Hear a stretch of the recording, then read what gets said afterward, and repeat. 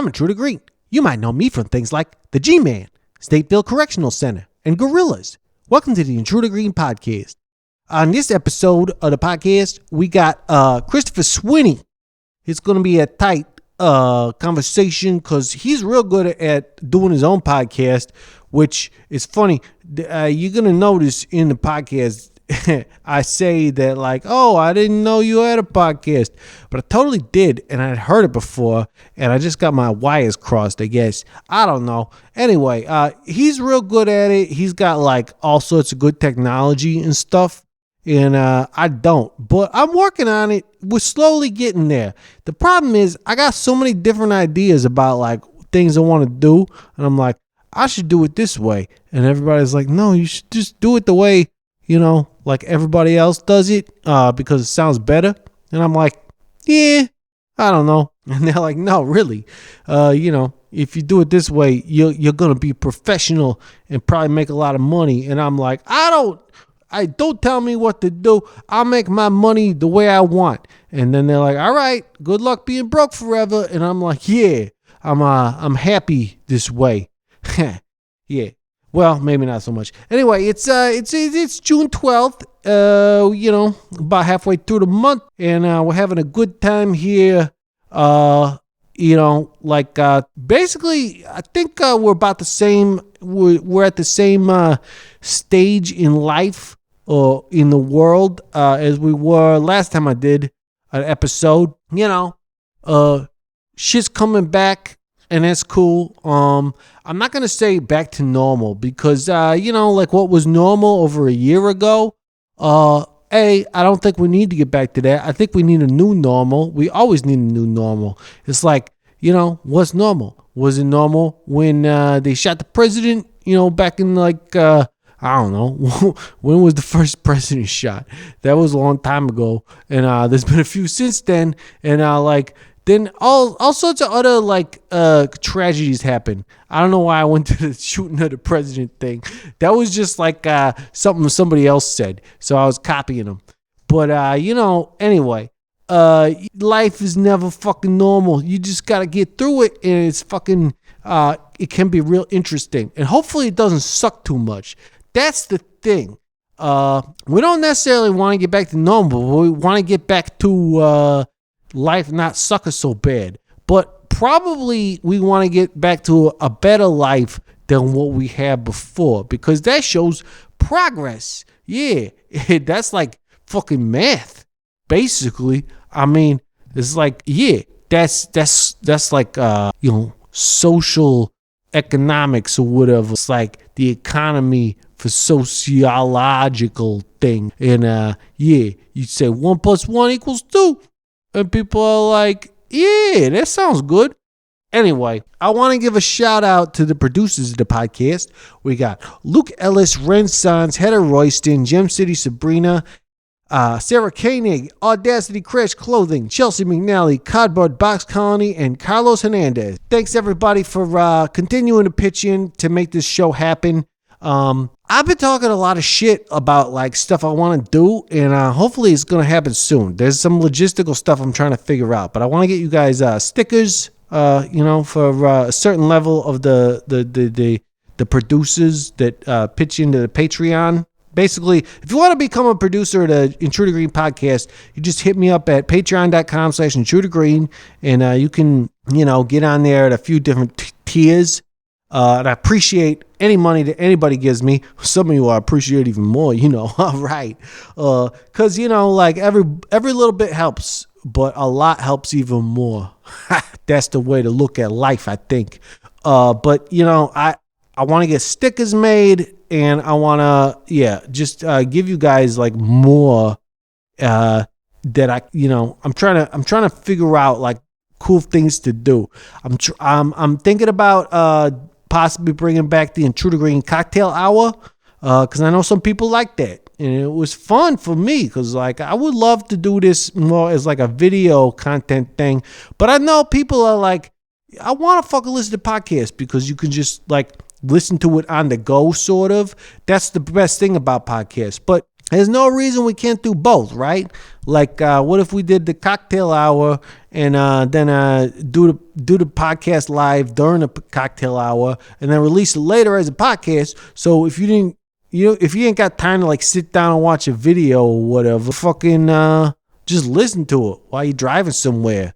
Hopefully the Rops, allegedly, whatever. But anyway, yeah, that's about where we're at, guys. Not a whole lot of crazy stuff for me to talk about that's happening in the world, other than just getting to the podcast here. So, without further ado, on with the show. Hello, this is a prepaid collect call from Intruder Green, an inmate at the Durham Correctional Institution. This call is subject to recording and monitoring. To accept charges, press 1.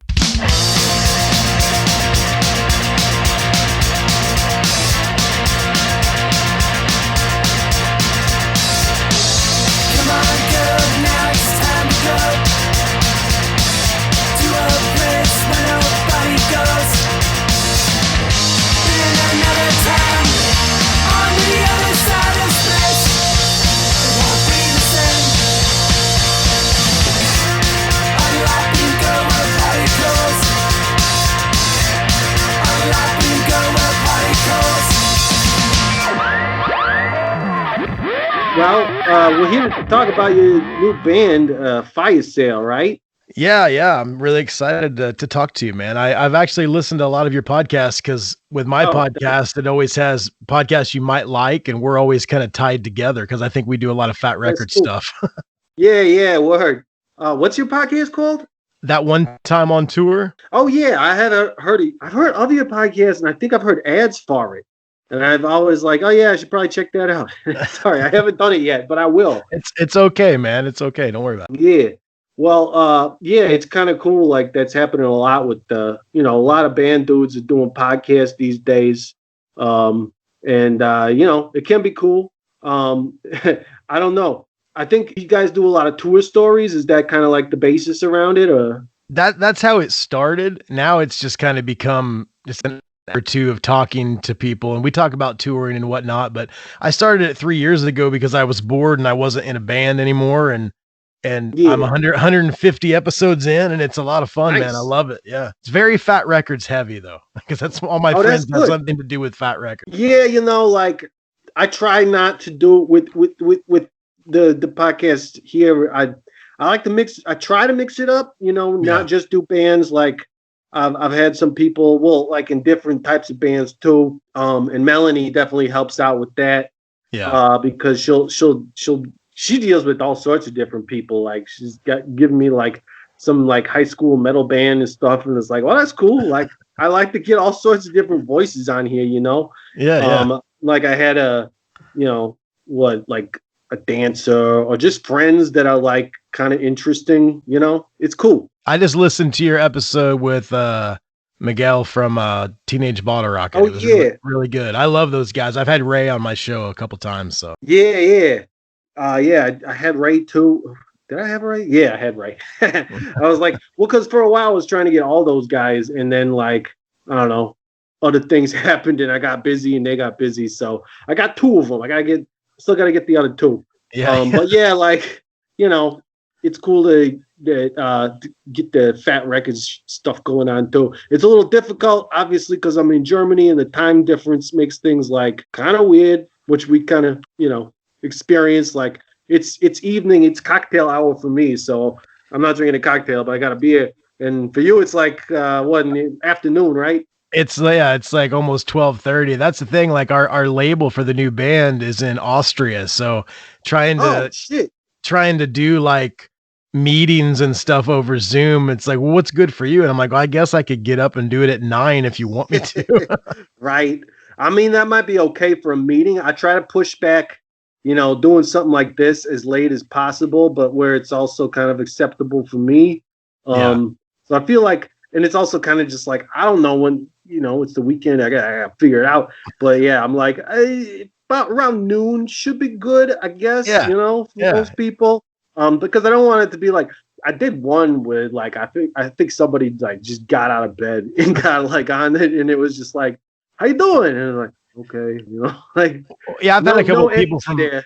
I've had a couple of people from Australia on the podcast, and it's always a Oh nightmare wow, trying to like figure out because they're literally like 14 hours ahead of me. So we're trying yeah, to make it work. It's either me really late or them really early. So yeah. There's no way to. Yeah, somebody's gonna has to lose on that one. yeah, But you yeah, know, if it's real late, you know, you just party and do the thing. You know, yeah. I feel like later is better than earlier for these sorts of Oh things. yeah. So, but thanks for making it then in that Yeah, case. no problem, man. I'm a fan of the band and I'm a fan of what you do on the podcast, man.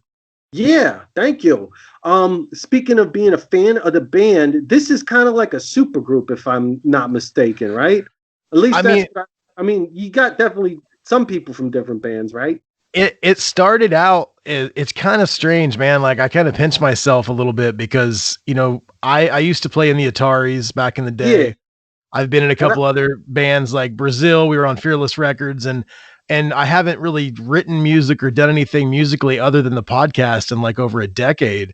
And I oh wrote wow, a bunch of songs and I really liked them. And so I let my friend Matt from No Use for a Name and Face to Face hear him and just to get his opinion. And he goes, dude, I'll play on those. And I'm like, hell yeah. oh Cause cool. Matt Riddle's one of my favorite bass players in the entire world.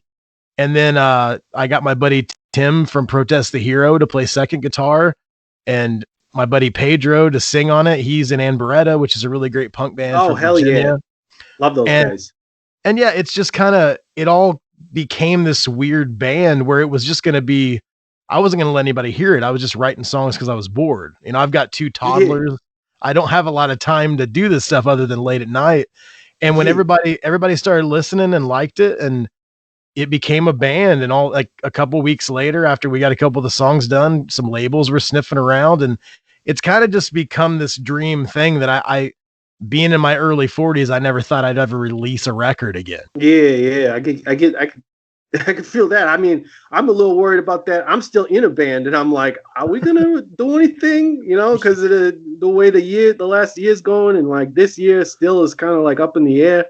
I don't know, but at the same time, I'm trying to embrace the downtime by doing more Yeah. stuff like more podcasts when I can. Like we still got to keep the lights on, so I got to like do jobs and stuff. Well, I mean, Do that. the pandemic is kind of why Fire Sale exists. Like Yeah, that's cool. I wouldn't have had really the time or the even inspiration or whatever you want to call it to do this without having all the free time that was imposed on me by a lockdown. Right. So I got these songs together, and then these guys, I think if there wasn't the pandemic, they might have been too busy to actually want to do it. Hmm. So I tell people all the time, it's like there's a silver lining to the pandemic. I'm not stoked that there's a virus, but I'm stoked that I got a band out of it. Oh yeah, for sure. And I think that's a great thing to do. Especially like what I've been saying all along is like, yeah, this whole thing sucks. Like, there's no denying that. But this is kind of like the best time in history to have something like this happening.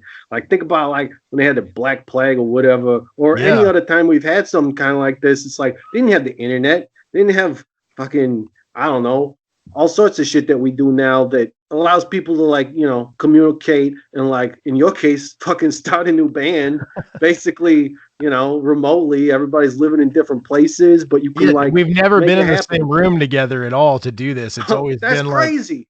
well, no, that's the thing. Like people always ask me like, how do we do it? And I'll put together like the skeleton of the song with fake programmed drums.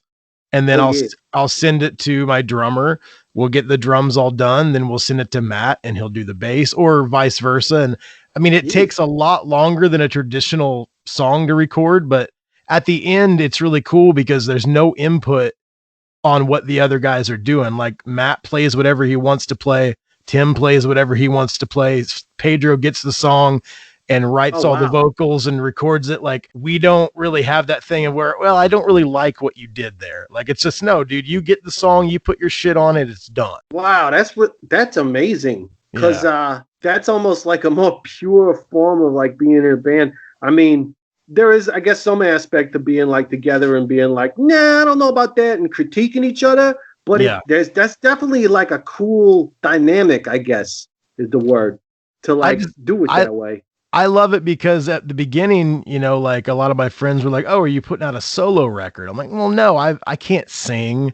Like I love writing music. I'm a guitar guy, but I like that it became a band." And the one thing that we said when this whole thing kicked off, I'm like, total transparency. Everybody gets a vote. Everybody gets any kind of, if there's any money at all from anything we do, everybody gets equal share. It's nobody's project. It's our band. And Yeah, I've been in bands where it wasn't like that. And so yeah, I wanted everybody to know there's no pressure.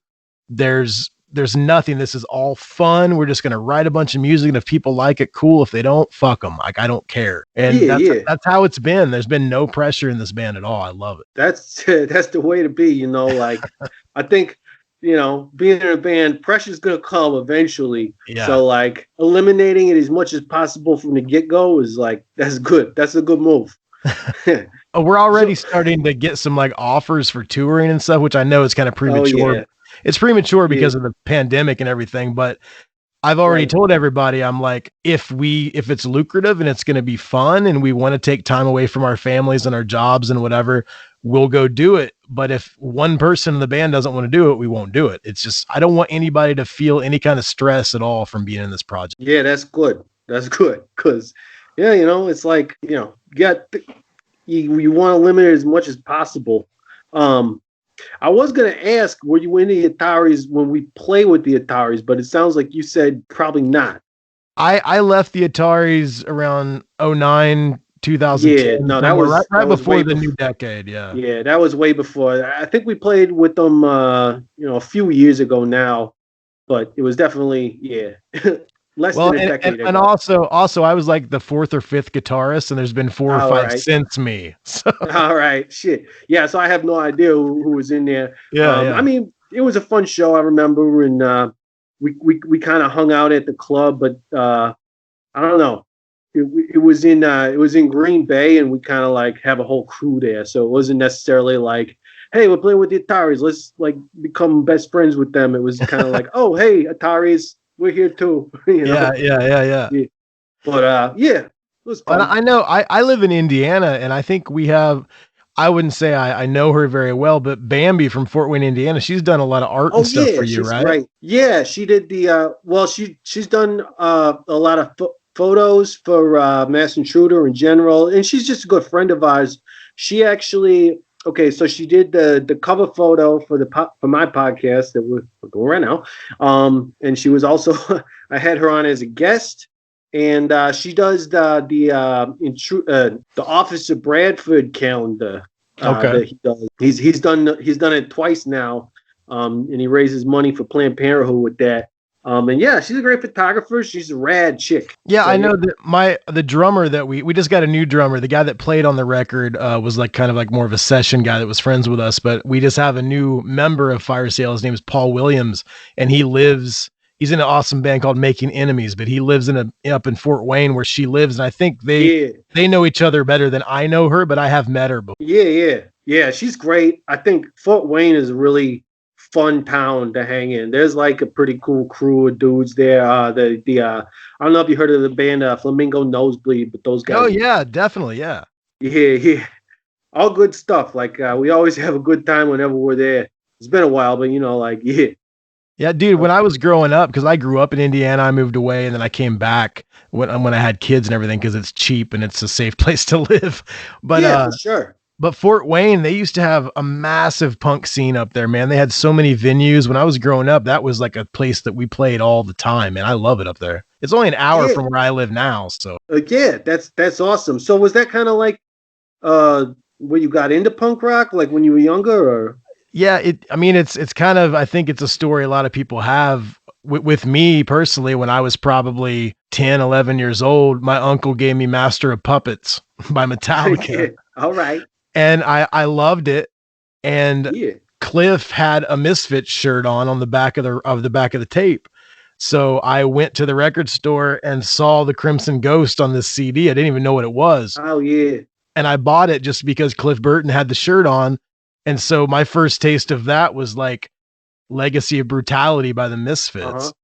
And I don't know if like I should have understood it or liked it as much when I was that young, but I did, just because my heroes liked it. Oh And yeah. then Okay. I got into that, and then Black Flag, and then then when punk broke, it was the whole Green Day, Offspring, and that led me to For Fat sure. Records and led me to all the Epitaph bands, and I just Yeah. never looked back. I'm still a big metal fan. I love metal, but punk rock spoke to me. It wasn't untouchable like the metal stuff was, Yeah. Yeah. And Well, I love punk rock, and it's been the biggest influence in my life since I was probably 12 years old. So oh, for sure. Yeah. I mean, it's very similar to like what I would have to say about the way I got into punk rock. Yeah, like the '90s, that was just a great time to like, yeah, be forming your sense of like, I don't know what you want to call it, like a musical like personality, yeah. right? Like you're like, I don't know what I like. I'm just gonna listen to the radio, but maybe this shit sucks. Maybe there's something else out there, and then you discover something like punk rock, and you're like, yep, that's the one. Well, I mean, for me too, it was like I was already into metal, and then grunge got big, and then punk got big. But it was Yeah. like I even loved the grunge stuff, like to me, because Oh yeah, me too. it was that angsty, like when you're a teenager, you kind of don't know what to do with your feelings. You don't know how to act. And Oh, so yeah. the grunge stuff to me was just as cool as the punk stuff. It was just a different vibe. So growing up in the For sure. 90s, having all of those choices for like rock music, I don't think it'll ever be that way again. And I feel bad for kids growing up now that have only Spotify, and they don't, get like, they don't know Yeah. what to listen to. Like when you put a record out, one song gets massive, but the rest of the record might just sit there, like I feel bad for. Yeah, it's funny how that works, right? Like when we were younger, it was like, oh, I gotta buy a CD, and I don't got no fucking money. Like, I mean, it could be worse. We could have had to buy vinyl, and that's like even more expensive. Which That's what I I'm do doing now. I'm now like Yeah. collecting vinyl as I'm old, just because I finally have a record player, and I'm like, wow, I'm gonna buy all the vinyl I never had as a kid. Yeah, that's right. Yeah, that's kind of how I feel about it too. And it's just good because it's like, fuck. I mean, I don't know. I feel like some bands probably aren't even selling CDs these days because it's like, what's the point? Wow. Yeah, I mean, so, I know a lot of places are vinyl's doing great. vinyl. Yeah, vinyl, Yeah. like you can do the different color variants. Like that's one thing with Fire Sale. Like they wanted us to do a full length right out of the gate. And I was like, let's gauge how people like the band. Let's put out a 7-inch and just kind of see what the response is. And then if we do a full length, we'll do a full length, with the same label. We'll stick with you guys. But yeah, they don't, I mean, unless we even when we do the full length, they're not sure if they're going to do a CD because nobody fucking buys that shit. Like people will buy records. Yeah. But if you're going digital, they're just gonna stream it, right? Like, Yeah, totally. That's what I do. And I mean, I'm old school. or put it on Bandcamp, and then they can download it from there if they really want to have the like sound file, like. But I mean, if you go through like DistroKid or whatever you use to get your stuff up online, whatever the label uses, it's going to be on iTunes anyway, and the price is about the same if you sell it on Bandcamp, unless you give it away for free. So, yeah, man, CDs are kind of out, man. It'd be cool to do a CD, but I mean, I think records are cooler to me. Oh yeah, I think they always have been, and like CDs was such a thing that were created by like, probably the people in the music business who cared the least about the actual music and the most about making more money. Yeah. Because it was like, oh, we created cassette tapes. And how long did that last? Not long, because it sounded like shit. And then they were like, well, this is even cheaper.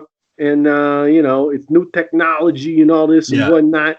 Yeah, like they just want to keep cranking out those ways to listen to the same music, right?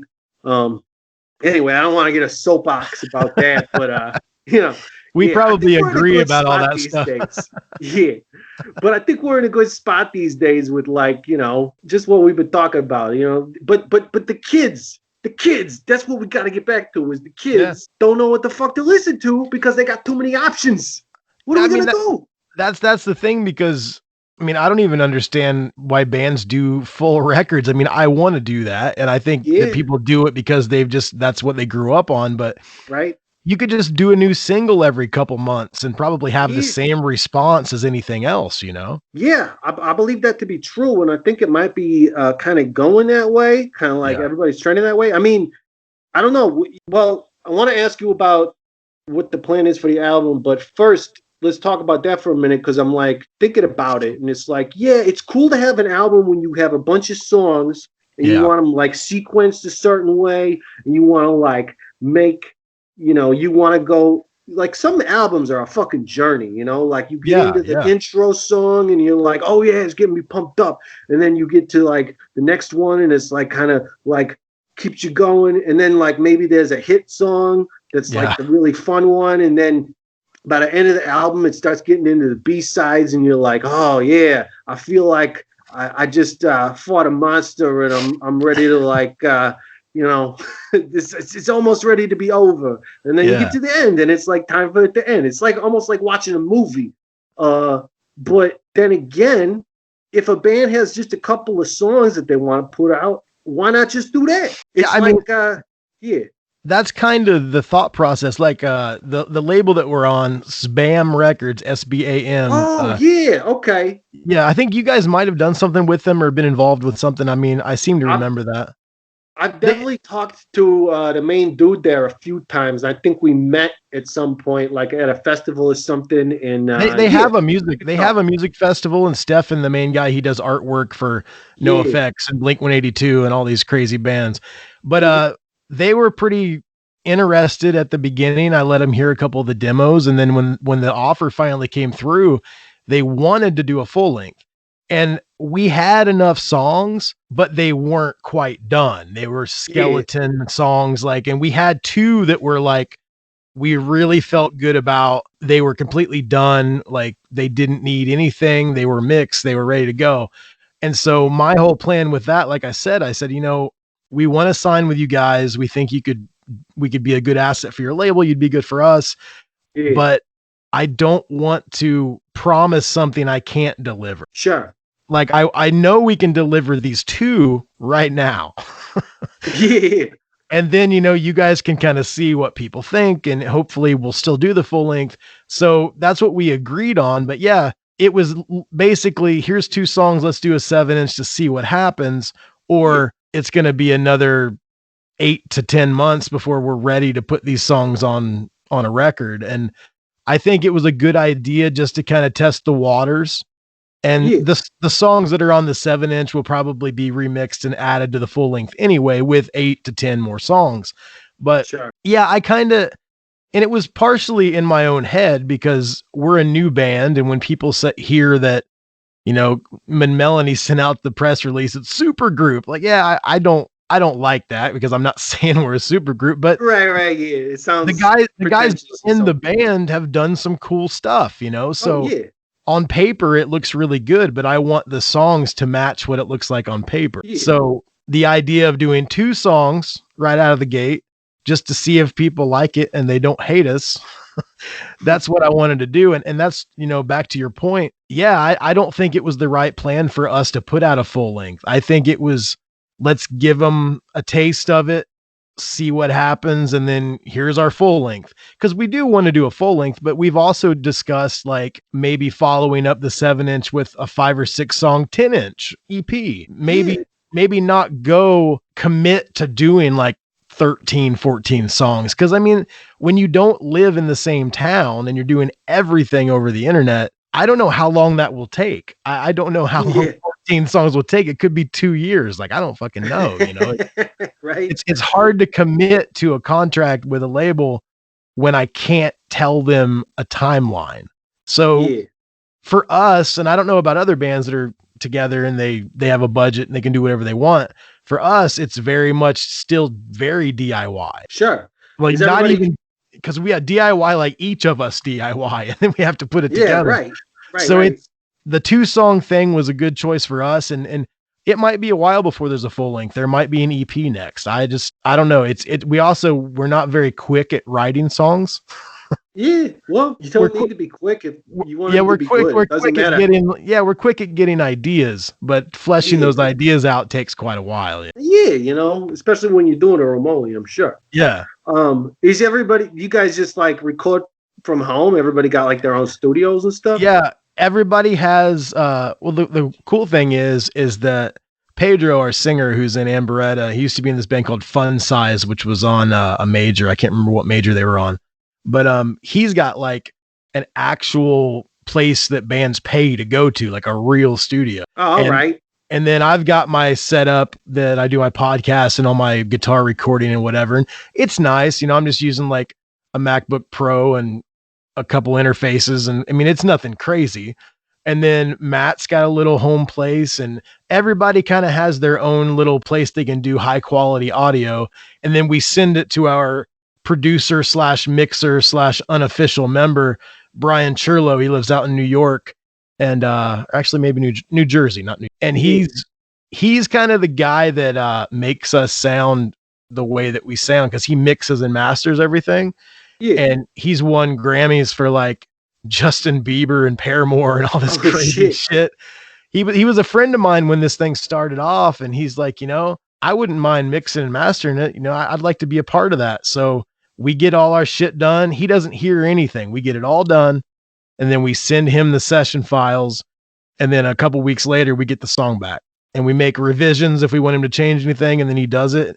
It's kind of as hard as it is and as long and painstaking as it is, it's kind of a cool thing, because we all have our own little job, and then we send it all to him and he puts it together like a puzzle. That's amazing. I feel like that is, I don't know. I would love to do something like that. It sounds like a good way to do it, instead of being like, Guitar players, I bet you thought you were shit out of luck when it comes to finding your dream guitar or amp. You go on some auction site or something and it's all crap. Yeah. Well, that's because, you gotta look in the right place. And the right place is Yeah Man's Vintage and Used Guitars. They got exactly what you're looking for. Now, I know what you're thinking. Aren't they located in like Switzerland or something? Yeah, man, they are. Bern, Switzerland to be exact.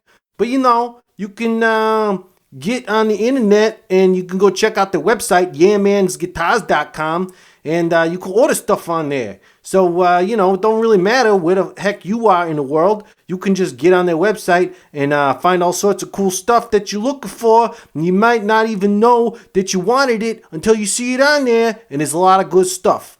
If you got something specific you're looking for and need some help finding it, just hit up Yeah Man Guitars on the electronic mail. That's the email. It's like 21st century, and you got email and websites. It's like amazing. Some people will call it magic. Some people will call it science. I just call it, I don't know, crazy shit. yeahmansguitars@gmail.com. As far as email goes, it's where you email them. And while you're at it, get your band a tour in Europe and stop by the shop. Michael and the rest of the crew would love to meet you, I'm sure. And you could tell them Green sent you. Yeah Man's Vintage and Used Guitars. Hi, Intruder Maniacs. Are you in a band? The answer is, of course you are. Everybody's in a fucking band these days. Anyway, if you're in a band, congratulations. I'm making the worst financial decision of your life. Aside from taking out college loans or something. Yeah. Now, there is a way to lessen the burden of such a financial decision. It's called merchandising. And Stupid Rad Merch Company is all ready to meet your merchandising needs. You want some t-shirts? Got a tight deadline you need them printed on? And because you booked a tour less than a month out and you didn't get canceled like everybody else's tours did? How about a bunch of weird random trinkets like keychains, medallions, and what about koozies? Like everybody likes koozies. Koozies are great because they keep your drink cold and your hand warm, or vice versa, depending on what you're drinking. Stupid Rad Merch Company can get all these made for you. Stupid Rad Merch Company is an in-house artist who can help you with your designs of stuff. They're still a small enough company that they pay special attention to you and your special needs. Because, everybody's got special needs.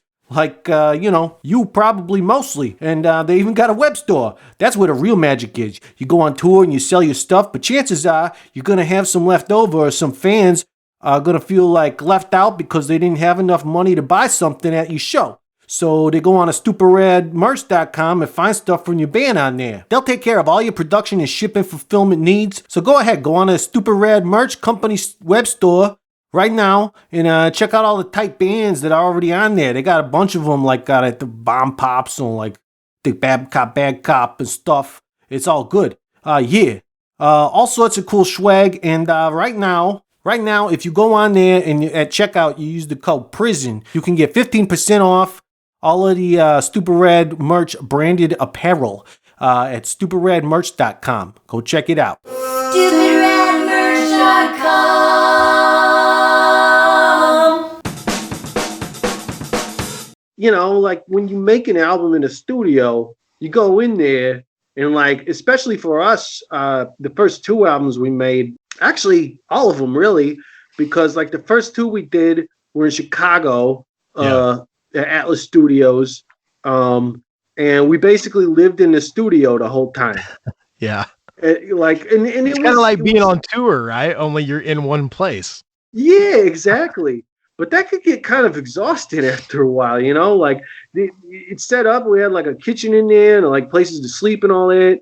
And it was the same thing. The last two things we did an EP and the last full length with Raja from Less Jake. Okay. And at his studio, which is basically a house that was like converted into a studio. And like we did the same fucking thing there where we basically just lived down there in Florida, which was actually a bit nicer than the last experience in Chicago when we did it in like the winter time. And it was like this super cold, shitty Chicago winter. And we're trying to like do vocal tracks and stuff. And like we can only sing for like, I don't know, not very long before we start drying out. And then, you know, it's nice to do that in Florida where, you know, it's just beautiful all the time. Or like maybe a little too hot, but I like that more than too cold and dry for singing at least. I'm 3 hours from Chicago. I know all about those winters, man. It sucks. Yeah. All right, yeah. But I tell you, I kind of miss, you know, like growing up and being in bands and going to studios and having that experience you're talking about. This is really cool, but this is the first time I've ever done anything like this. And for all of the benefits of this, where, you know, I go to work, I come home, I put my kids to bed, and then I record guitar tracks till 4 a.m. by myself. Like that's cool, but I miss the camaraderie and kind of that being together and figuring it out together. Like that is something that it's lacking. Sure. And hopefully someday we can all record together in a studio. But for now, you know, it's kind of, you know, invention is the mother of necessity. Like we can do this, you know, like we can put together an entire record without ever sharing the same air with each other, you know? Right. Maybe that's when you do the full length though. Like when everybody can do it. And the record label's like, here's $1 million. Get your ass in the studio. That'd be amazing. That's about how much a record costs these days, right? I think so. Yeah. Sounds good. Fucking. By then we'll be funding records with Bitcoin and whatnot because that's like the new currency. But I do believe like it's funny that like some record labels, I mean, and SBAM, it seems like they're great. And I don't know if it's better for the label to put out a full length. Because it seems like it would just be more expensive, but like back in the day, back in like what, the 50s and 60s when like it was all singles back then. It was all singles, yeah. So it's like that was obviously what they wanted to do. So like I don't see a problem with it. I think it's real cool. Well, no, they were totally cool with it. I think their whole thinking was they wanted to have, since it all is pretty much the same. I mean, we didn't take any kind of budget from them because I don't know if people listening really know how it works, but whatever money you take from a label, you have to pay back. Right. So for us, it was like, yeah, here's what they offered for a budget, but we're all recording it in our spare time. There's no like, we all have jobs and kids. Like, it's not like this is going to be our main income. So instead of taking a budget for what we did for production, we just decided that, you know, we want to own the masters. We want to own the publishing. You guys can have exclusive rights to press it. And then basically we get paid quicker because there's no recouping, you know? Yeah. Right. So that's great. They wanted to do a full length, but I think it was just because they wanted to have more material to present to people. Like, hey, check out this new band. Because with 2 songs, I mean, the response has been great for the band, but maybe people are like, shit, I wish I could listen to a bunch more songs instead of just 1 or 2 songs out of the gate.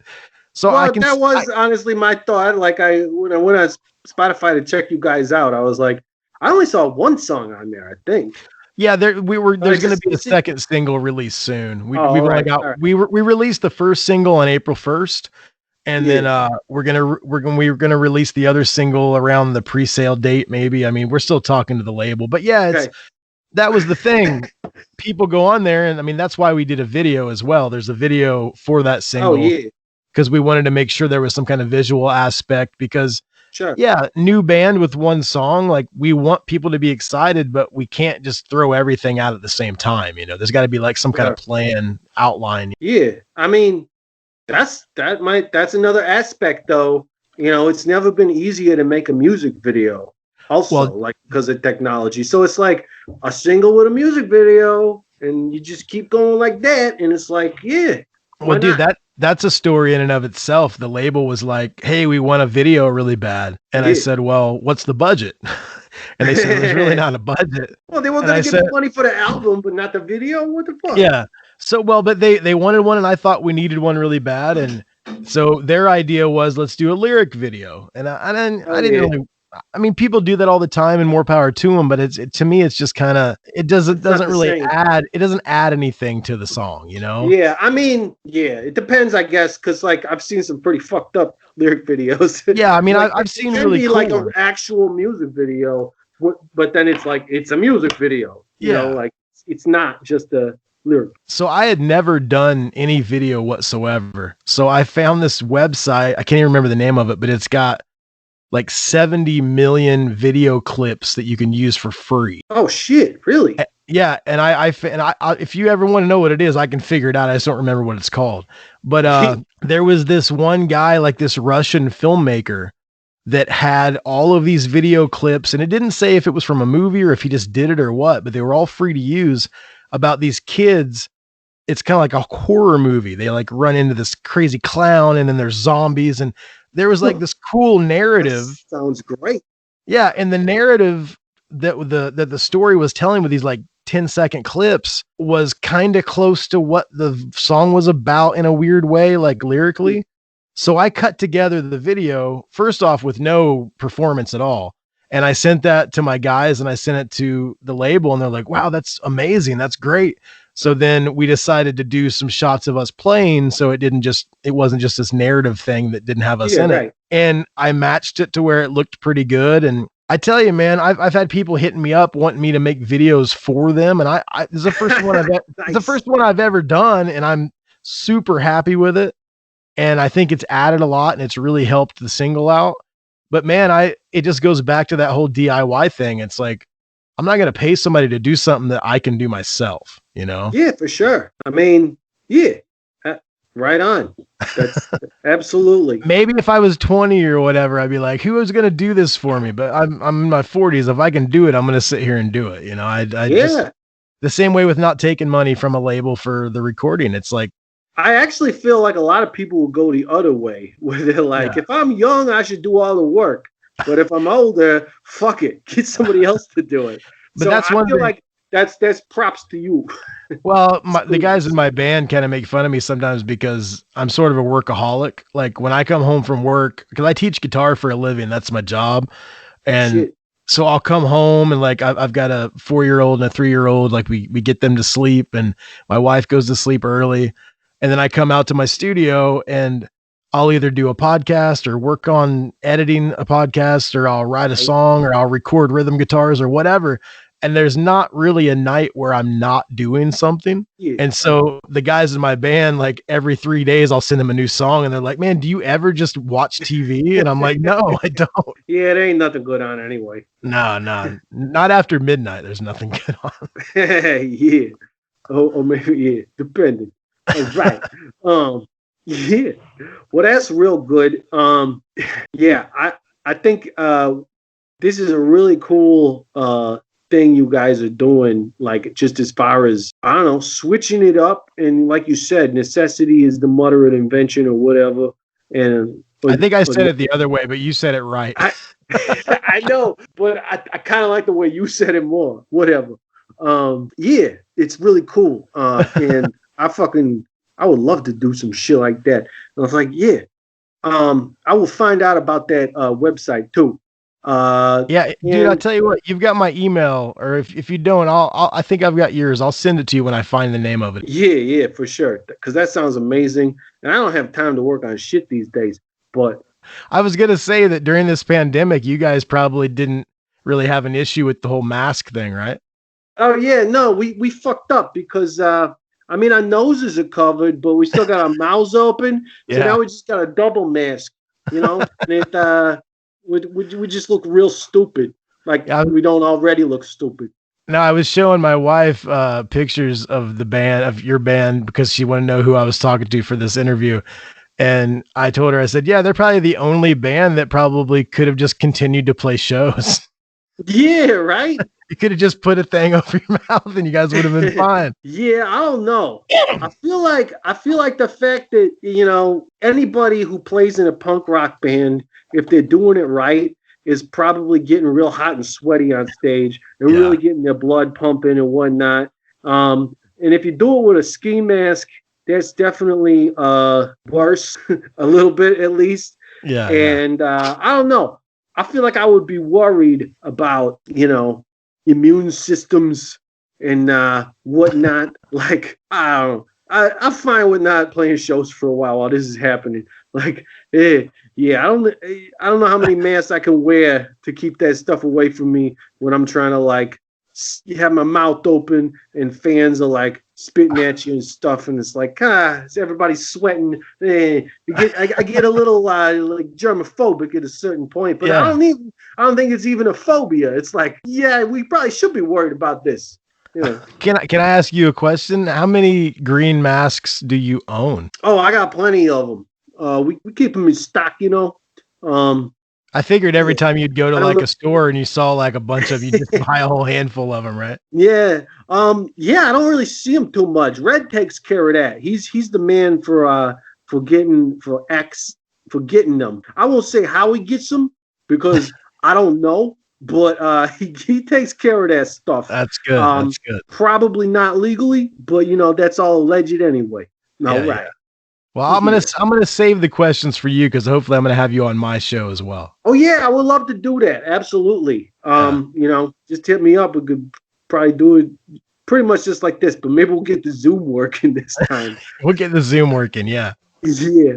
If you got anything else to bring up or not, I got one more question for you, and I meant to warn you about it.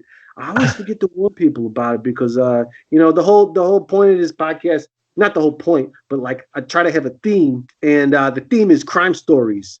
Okay. And I wonder if you've got a crime story. Yeah. I mean, do you mean like any crime story or like one where I did some crime? I mean, any crime story. Like you can make one up. You could fucking talk about one thing you did.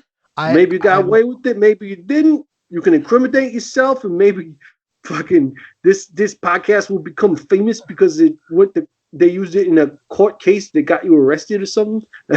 I mean, that wouldn't be cool for you. Well, it'd be real cool for me, I will tell you actually one that involves, I guess it's kind of a crime, and it was one of the first tours that I ever did. Oh, yeah. So when I was young, the first band I ever started was this band called Chronic Chaos. It was in high school, and we did okay. After high school, we put out a couple records, signed to a little tiny label. Like, it was a real deal. I was in the band for like a decade. But our first touring experience, we were playing at this venue. I can't for the life of me remember where it was. I think it was somewhere up near Chicago. But we get to the venue. It was the first show of the tour, too. We'd driven all the way there. We get to the venue, and it's locked, and there is a sign on the door that says, "Show canceled.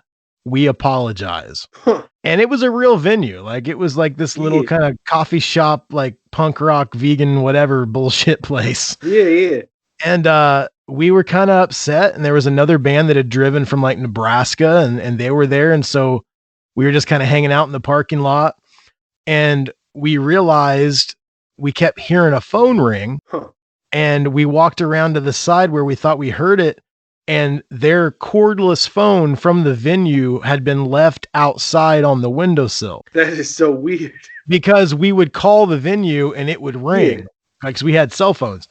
I mean, this is a long time ago. I was the only one that had a cell phone. My dad got me one for an emergency. It used to be where you you couldn't call anyone. It actually cost you money to call. Yeah, But right. Like, yeah, I know what you mean. back in the day. Yeah. So I was calling that, and then that phone would ring. So we realized, and we kept hearing somebody in the venue. We don't know why they canceled it. They didn't give us an excuse, but we were kind of shitty young kids and we were pissed off. So we called a 900 number on that phone, like a sex line. Yeah. And we told the woman, we said, hey, we just want to leave this connected. We're just going to listen. And she's like, okay, whatever you want. And I said, so whatever you do, don't hang up. Don't hang up. And then we hid the phone behind the venue. And later on, I would say probably we left after that too. But like a year or two later, I was at that venue and I was talking to somebody that worked at that venue, and they ended up having like a $6,000 phone bill. That's easy. because of what we did. And I don't know if that's a crime. I mean, yeah, And maybe it was a shitty thing to do, but they also, like, we had a guarantee for that show. We drove all the way there, and we were these shitty little kids who were like, oh, we know you left your phone out. We're going to call a sex line and just leave it going. I mean, yeah, especially if you had a guarantee for the show, like, and they just cancel and say like, no, sorry. I mean, come on. So I just always thought that was funny that I don't know if they ever paid their phone bill or not, but $6,000 for a sex line because they ripped us off. So I don't know if that's a crime or not. I don't know either, but it works for this show. I'll tell you that. That's a good job. I mean, I feel like you got away with you got some vengeance, some revenge. We also, this is really gross, but anytime a venue would like stiff us on money, we would do an upper decker in their bathroom. Do you know what an upper decker is? Oh yeah, I know what an upper decker is. Do you think your listeners know what an upper decker is? You should probably explain it. There might be some kids out there who don't know and should know because they might have a need to pull that sometime. Okay, if you ever want to get anybody back like that wronged you, go in the bathroom, take the back, like the lid off the back of the toilet, take a dump in that, and then put the lid back. So every time they flush it, it just stirs it and makes it grosser, and it stinks so bad. We did that quite a lot back in the day when we were young and stupid and dumb little punk rock kids. It never got caught. We never got caught. No. That's good. Good job. So I hope that story works for your crime stories. Great. That's a real good one because I don't know. There's like I said, it's like a revenge story, which everybody likes a revenge story. It's like Taken, like I think actually I never seen that movie, but I'm pretty sure it's a revenge story of sorts. And do you guys ever have problems with venues? Like, has anybody ever stiffed you or tried to not give you your guarantee? I don't think so. I mean, I can't think of any times when that did happen, other than like there was this festival we did in Australia one time where the guy was like it was an amazing festival and all the bands we played with were great. A lot of Fat Records bands and stuff. But yeah, the what do you call him? The organizer, the head dude of the festival. Like he was way in over his head and he was like, he didn't have enough money to pay everybody basically. And there's actually a whole bunch of stories that revolved around that. But basically, like he was trying to not pay us. He didn't pay a shit ton of bands from that festival. And I think some of them did try to sue him, but our agent at the time, Tom Taffy, he took care of business. He made sure we got paid, but we were definitely one of the lower level bands. So it was like, all right, fucking pay these guys the peanuts that I offered them. And, but stiff the guys that were making real money. So, but for the most part, I don't know, we've had mostly good experiences, I got to say. Well, you guys are lucky, man. I've had experiences. I told on another podcast I was on when I was touring with this band Brazil, who was on Fearless. They wouldn't pay us at this venue. And I literally sat at the bar until 6 a.m. and then they came and threw money at me and told me to leave. Because I wasn't going to fight. I was just I'm like, if you're not going to pay me, I'm going to sit here until you give us our guarantee. And I sat on that bar stool until 6 a.m. They were so mad, but they threw the money at me and made me leave. And I got us our guarantee, They man. were mad. That's so weird. It's like, how are they the ones that are mad? They owe you a guarantee and they're not paying it. People try to fuck bands over all the time, man. I just, I never stand for it. If I can, I mean, even if it's like, give me half my guarantee, give me something, you know, for my time. But yeah, so I hope that story was good enough for your crime story, revenge story stuff. Oh, it was fucking great. And I just remembered a time that we did get stiffed. Not the whole thing, but like we did get stiffed a little on a guarantee. But I want to save it. I want save it for my show. Yeah. Yeah, exactly. So yeah, let's hook that up, and I'll hit you up. I've been wanting to have you on the show for a while anyway, man. So you know, I'll hit you up soon and we'll get that all figured out. Hell yeah, let's do it. All right, man. Well, it was good talking to you. Good getting to know you. I just want everybody to know they can go to firesaleisaband.com or on all the streaming sites, Fire Sale, and we're on YouTube. We're on all the bullshit social stuff at Fire Sale is a Band. And thank you so much for having me on today, man. Hell yeah, it was a pleasure, man. Speak to you soon.